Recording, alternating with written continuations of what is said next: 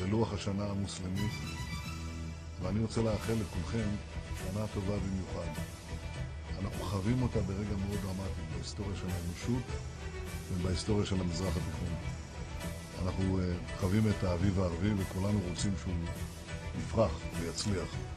אני יודע שזה נכון לגבי אזרחי ישראל הישראלים שיודעים את טעמה וטבעה של הדמוקרטיה ויכולים לשמש מגדלור לאחיהם במרחב הגדול הזה.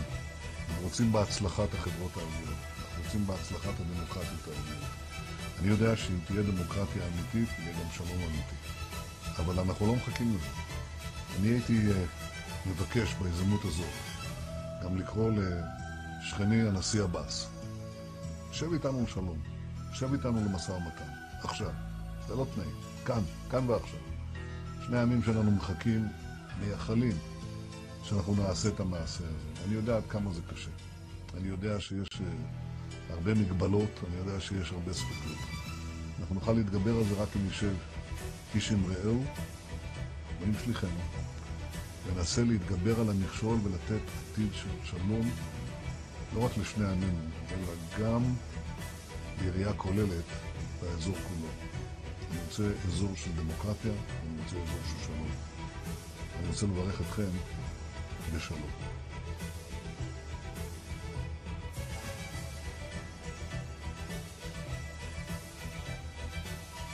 רמדאן כרים, כול העם ואנתום בחיר. שלום לכם, אני מברך את אזרחי ישראל המוסלמים ואת המוסלמים בעולם כולו לרגל תחילת חודש הרמדאן. זהו אחד המועדים החשובים ביותר בלוח השנה המוסלמי, ואני רוצה לאחל לכולכם שנה טובה במיוחד. אנחנו חווים אותה ברגע מאוד דרמטי בהיסטוריה של האנושות ובהיסטוריה של המזרח התיכון. אנחנו חווים את האביב הערבי וכולנו רוצים שהוא יפרח ויצליח. אני יודע שזה נכון לגבי אזרחי ישראל הישראלים שיודעים את טעמה וטבעה של הדמוקרטיה ויכולים לשמש מגדלור לאחיהם במרחב הגדול הזה. אנחנו רוצים בהצלחת החברות הערביות, אנחנו רוצים בהצלחת הדמוקרטיות הערביות. אני יודע שאם תהיה דמוקרטיה אמיתית, יהיה גם שלום אמיתי. אבל אנחנו לא מחכים לזה. אני הייתי מבקש בהזדמנות הזאת גם לקרוא לשכני הנשיא עבאס. שב איתנו לשלום, שב איתנו למשא ומתן, עכשיו.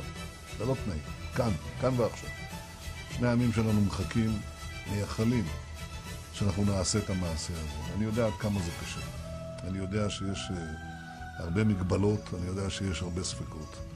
אנחנו נוכל להתגבר על זה רק אם נשב איש עם רעהו ועם שליחנו, וננסה להתגבר על המכשול ולתת עתיד של שלום, לא רק לשני עמינו, אלא גם בראייה כוללת באזור כולו.